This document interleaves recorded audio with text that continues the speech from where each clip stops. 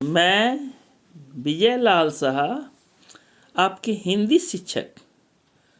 आज मैं आप लोग को हिंदी व्याकरण के पाठ विशेषण और वर्ग सप्तम को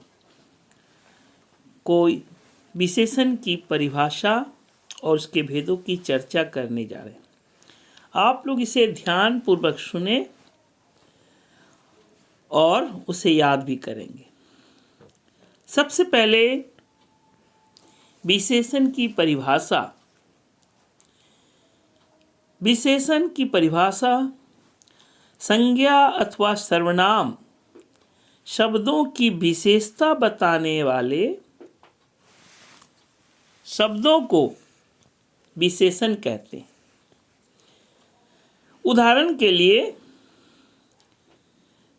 पहला उदाहरण में जैसे महानगरों में ऊंची इमारतों का प्रचलन है, और दूसरा उदाहरण है मेज पर 5 किताबें रखी है।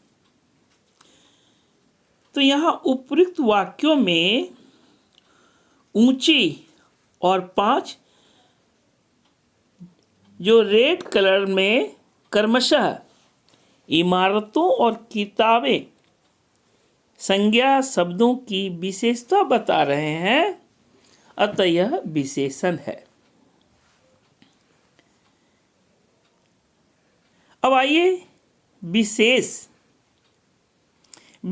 किसे कहते हैं।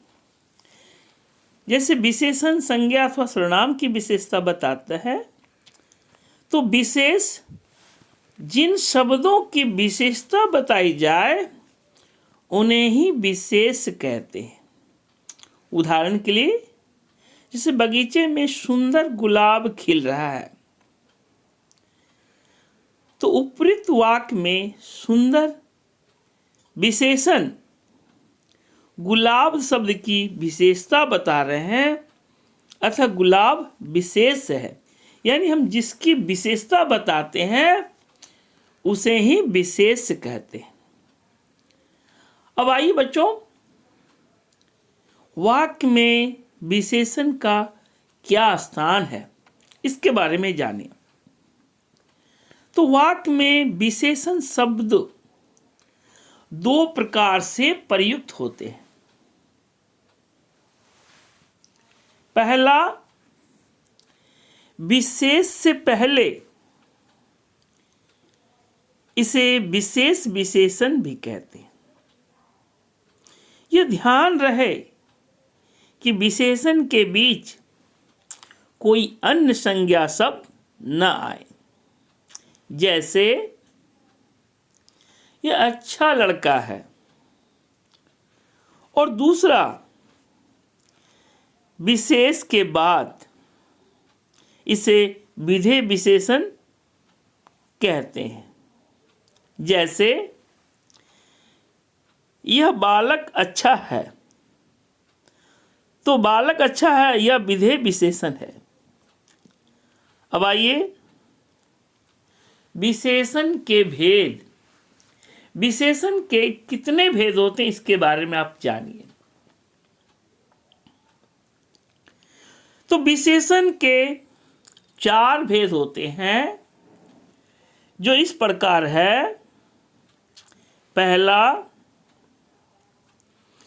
गुणवाचक विशेषण। दूसरा, संख्यावाचक विशेषण। तीसरा, परिमाणवाचक विशेषण। और चौथा, सर्वनामिक या संकेतवाचक विशेषण। अब आइए इन सभी विशेषणों के हम अलग से परिभाषा बताते हैं इसकी। सबसे पहले गुणवाचक विशेषण।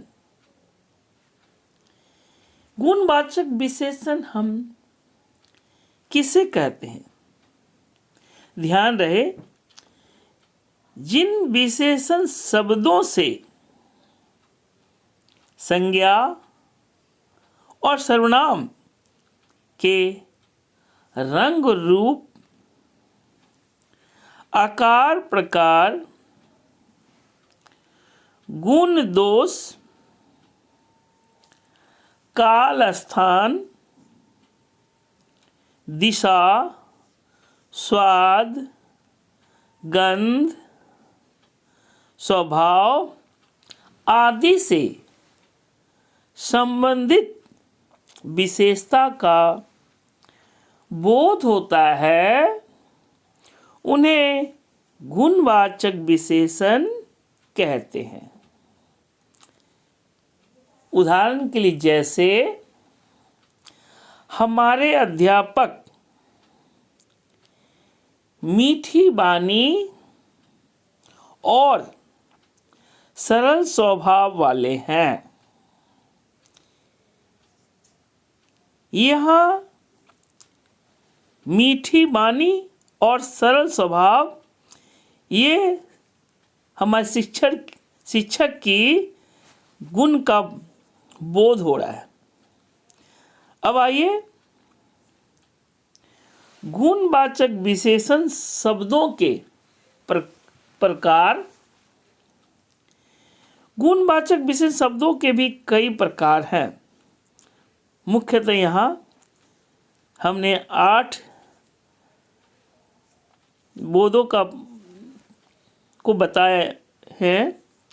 पहला है गुण दोष बोधक। गुण दोष बोधक में भला बुरा सच्चा दानी क्रोधी शांत आदि ये सारे शब्द आते हैं, जिसमें अच्छाई भी और बुराई दोनों ही इस गुण में ही आ जाते हैं। दूसरा है स्थान बोधक। स्थान बोधक में जैसे भीतर बाहर ऊपर नीचे आगे पीछे आदि ये सभी स्थान बोधक का बोध कराते हैं। तीसरा है आकार बोधक,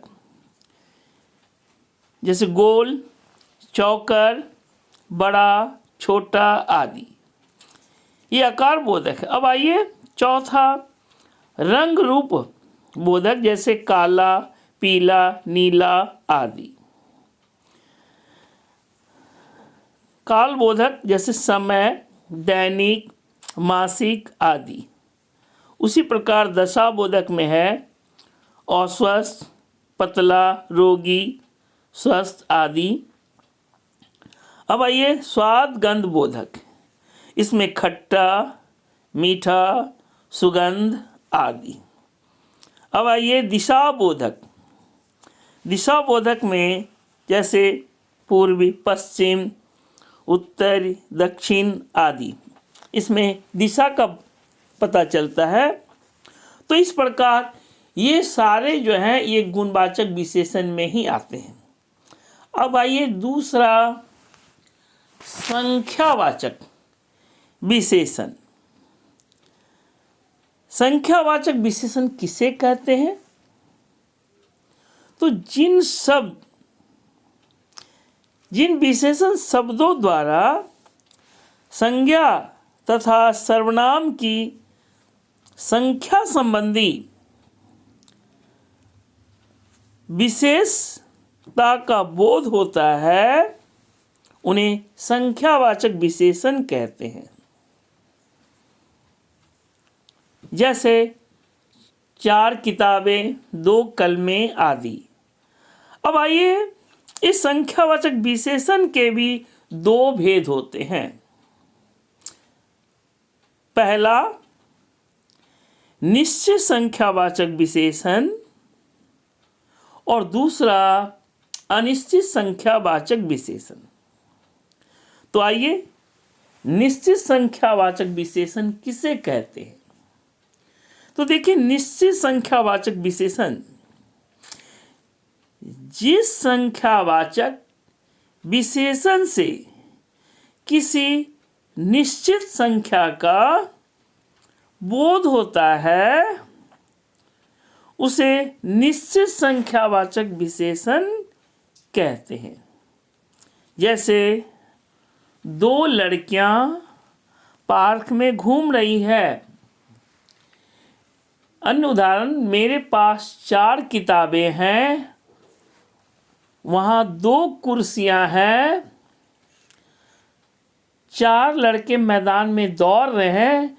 इन सभी उदाहरणों में निश्चित संख्या का बोध हो रहा है, तो इसे हम निश्चित संख्यावाचक विशेषण कहते हैं। अब आइए बच्चों, दूसरा अनिश्चित संख्यावाचक विशेषण। तो अनिश्चित संख्यावाचक विशेषण किसे कहते हैं? तो जानिए, जिस संख्यावाचक विशेषण से निश्चित संख्या का बोध नहीं होता है उसे अनिश्चित संख्यावाचक विशेषण कहते हैं। उदाहरण के लिए, जैसे कुछ बच्चे मिलकर पौधे लगा रहे हैं, वहां कुछ लड़के खेल रहे हैं, कुछ किताबें मेज पर रखी हुई है।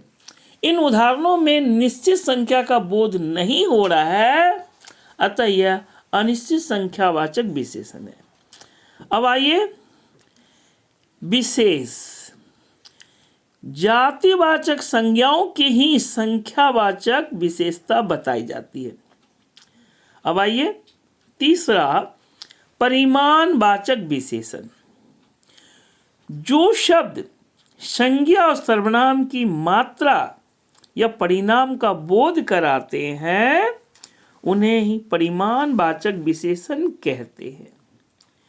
बच्चों, इसके भी 2 भेद होते हैं। वे इस प्रकार है, पहला निश्चित परिमाणवाचक विशेषण और दूसरा अनिश्चित परिमाणवाचक विशेषण। अब आइए, निश्चित परिमाणवाचक विशेषण किसे कहते हैं? तो निश्चित परिमाणवाचक विशेषण वे विशेषण शब्द जो निश्चित माप तौल का बोध कराते हैं उन्हें निश्चित परिमाणवाचक विशेषण कहलाते हैं। जैसे दादी बाजार से 2 किलो टमाटर लाई, पिताजी 1 क्विंटल चावल लाएं।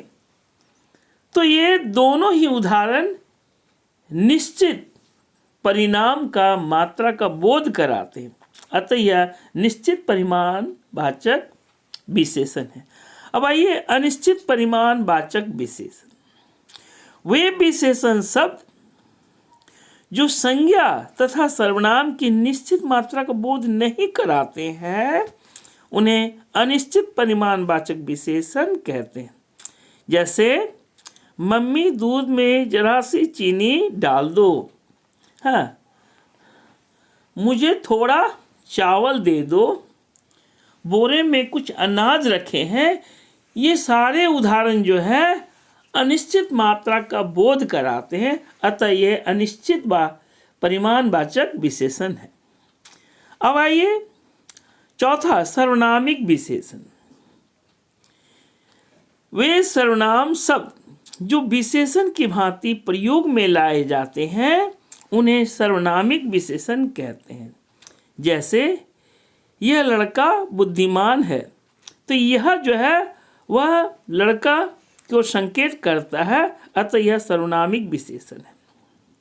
अब आइए, संख्यावाचक विशेषण और परिमाणवाचक विशेषण में क्या अंतर है जानिए। तो जिन वस्तुओं की गिनती की जा सकती है उनकी संख्या का बोध कराने वाले शब्द संख्यावाचक विशेषण कहलाते हैं, जबकि जिन वस्तुओं को मापा या तौला जाता है उनका परिणाम बताने वाले शब्द परिमाणवाचक विशेषण कहलाते हैं। जैसे, नेहा ने 5 पुस्तकें खरीदी, यह संख्यावाचक विशेषण है। दूसरे उदाहरण में, नेहा ने 5 किलो चावल खरीदा, तो ये परिमाणवाचक विशेषण है। अब आइए, सर्वनाम और सर्वनामिक विशेषण में अंतर। सर्वनाम का प्रयोग संज्ञा के स्थान पर होता है, जबकि सर्वनामिक विशेषण का प्रयोग संज्ञा के साथ संज्ञा की ओर संकेत करते हुए होता है। जैसे यह आज मिलने आई है, तो यहाँ पे यह शब्द सर्वनाम है, जबकि दूसरे उदाहरण में यह पुस्तक मेरी है, तो यह सर्वनामिक विशेषण है। यह जो है वह सर्वनामिक विशेषण है। अब आइए प्रविशेषण, ऐसे शब्द जो विशेषण शब्द की विशेषता प्रकट करते हैं उसे प्रविशेषण कहलाते हैं। जैसे तालाब में बहुत सुंदर कमल खिले हैं, तो उपयुक्त वाक्य में बहुत शब्द जो है वो सुंदर की विशेषण की भी विशेषता को बता रहा है, अतः यह प्रविशेषण है। विशेषण की तुलना में प्रयोग, विशेषण की 3 तुलना यानी अवस्थाएं हैं। पहला मूलावस्था, दूसरा उत्तरावस्था और तीसरा उत्तमावस्था। अब आइए बच्चों, मूलावस्था, जब किसी एक ही प्राणी या वस्तु की विशेषता प्रकट की जा रही है तो वह मूलावस्था में है। जैसे उदाहरण के लिए यह करेला कड़वा है। अब आइए दूसरा उत्तरावस्था, जहाँ 2 प्राणियों या वस्तुओं की विशेषता की तुलना की जा रही हो तो वह उत्तरावस्था में होगा। जैसे मेरा भाई तुम्हारे भाई से छोटा है, यहाँ दूसरे से तुलना की जाती है, तो ये हो गया उत्तरावस्था। अब आइए तीसरा उत्तमा अवस्था, जहाँ 2 से अधिक व्यक्तियों या वस्तुओं में से किसी एक को सबसे अधिक यानी विशेषता युक्त बताया जाता है तो वह उत्तमावस्था में कहलाता है। जैसे विनायक कक्षा में सबसे बुद्धिमान है, तो ये हो गया उत्तमावस्था। अब देखिए यहाँ कुछ उदाहरण दिए जा रहे हैं, मूलावस्था, उत्तरावस्था और उत्तमावस्था। सबसे पहले इसके बताने की विधि जान ले। जैसे लघु, तो उत्तरावस्था में इसमें तर जोड़कर लघुतर, और उस उत्तमावस्था में इसमें तम जोड़कर लघुत्तम। तो जैसे कोमल मूलावस्था है तो कोमलतर कोमलतम, उसी प्रकार उच्च उच्चतर उच्चतम, न्यून न्यूनतर न्यूनतम, श्रेष्ठ श्रेष्ठतर श्रेष्ठम, सुंदर सुंदरतर सुंदरतम, नवीन नवीनतर नवीनतम, प्राचीन प्राचीनतर प्राचीनतम, अधिक अधिकतर अधिकतम, शीघ्र शीघ्रतर शीघ्रतम, निम्न निम्नतर निम्नतम, मधुर मधुरतर मधुरतम, निकट निकटतर और निकटतम। तो ये तर और तम, तर लगाकर आप उत्तरावस्था और तम लगाकर उत्तमावस्था में बना सकते हैं। तो बच्चों आज यहीं तक आप लोग को बता रहे हैं, फिर अगली कक्षा में हम अगले विषय पर चर्चा करेंगे। तब तक के लिए धन्यवाद।